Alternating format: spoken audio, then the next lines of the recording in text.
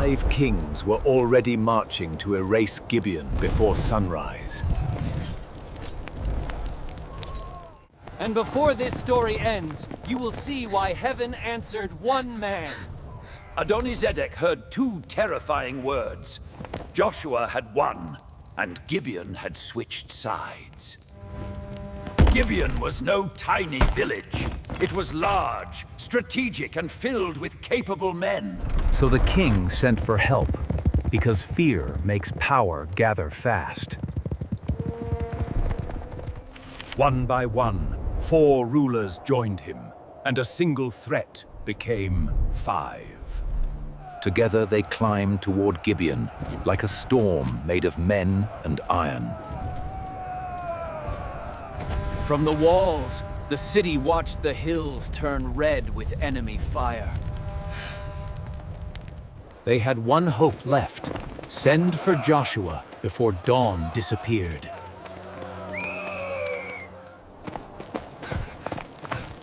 They ran through darkness, carrying a plea that could not arrive late. By dawn's edge, their message reached the one leader who could answer. Do not abandon us. Come quickly. Save us. All the Hill Kings have united. This was more than rescue. It was a test of covenant, speed, and courage. Then the Lord answered, "Do not fear, because not one enemy will stand." With fear broken, Joshua chose the hardest move: march all night. No speeches, no delay, just men, dust, and a dangerous climb in darkness. Every step burned their strength, but every step also brought surprise closer. Minute by minute, the impossible plan became the only plan that mattered.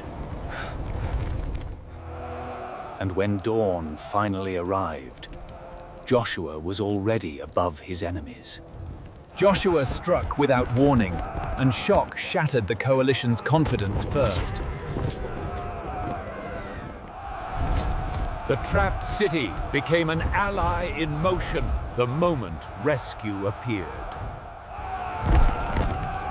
The kings had come to crush Gibeon, but now they were the hunted. They broke and ran downhill, and Israel chased without letting the moment breathe. This was not a neat battle line anymore. It was a collapse. And then the sky itself began to enter the fight.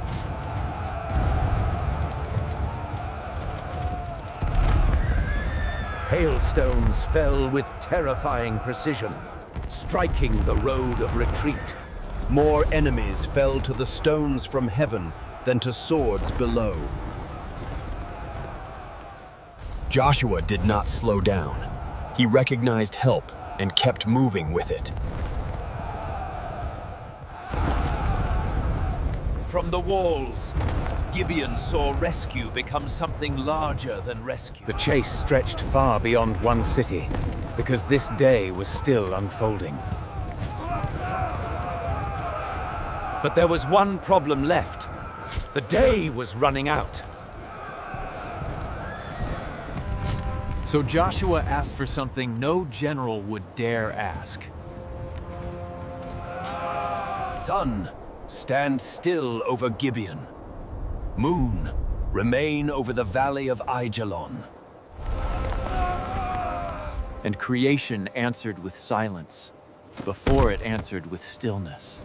The sun stopped moving, and the day refused to end. And this is your turning point. The miracle was not spectacle, but time. With more daylight, every hidden path became another road to defeat. There had never been a day like this, before it or after it. The Lord was fighting for Israel, and everyone on that field knew it. While their armies scattered, the 5 kings ran for a cave at Makkedah. Their hiding place was found before their fear had time to settle.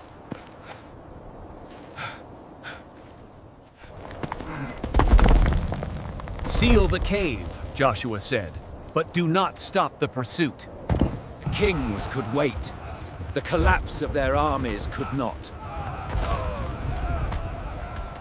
When the fighting ended, the people returned in peace, unchallenged and unafraid. Then Joshua opened the darkness and called the hidden rulers into the light. These were the men who had come to terrify others. Now they stood trembling. Joshua turned their fear into a lesson. Be strong, because God will do this again. Do not be afraid. Be courageous. The Lord will defeat every enemy before you.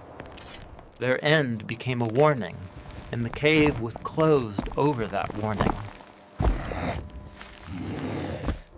But the miracle day did not end with 5 kings.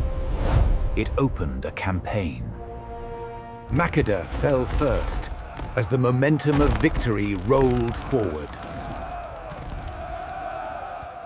From there, Joshua moved to Libnah, carrying pressure the south could not stop. Libnah followed, and another stronghold lost its power in the same wave.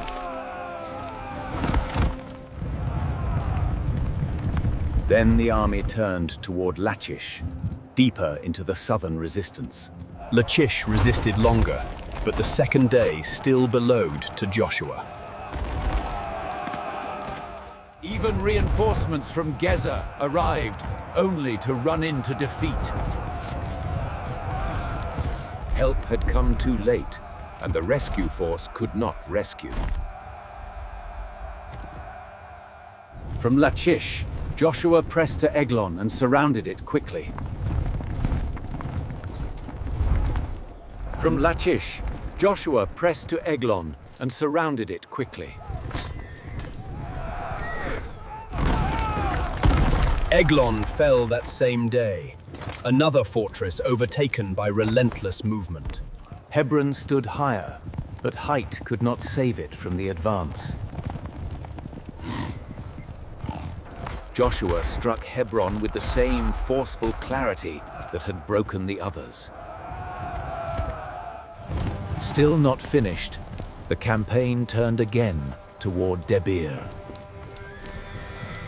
Debir and its surrounding towns faced the final sweep of the southern push. Debir fell, and with it the chain of resistance finally broke. From mountains to lowlands to the south, Joshua swept the land in one arc. From Kadesh Barnea to Gaza, from Goshen to Gibeon, the territory changed. He took these kings in one campaign because the Lord fought for Israel. Then Joshua and all Israel returned to Gilgal, carrying victory and memory. Gibeon still stood, not because it was strongest, but because promise was honored. One leader obeyed, one city cried out, and heaven answered in history. Remember the pattern. Fear rose, faith moved, and God changed the day. But the southern victory was only the beginning. Greater battles were still ahead.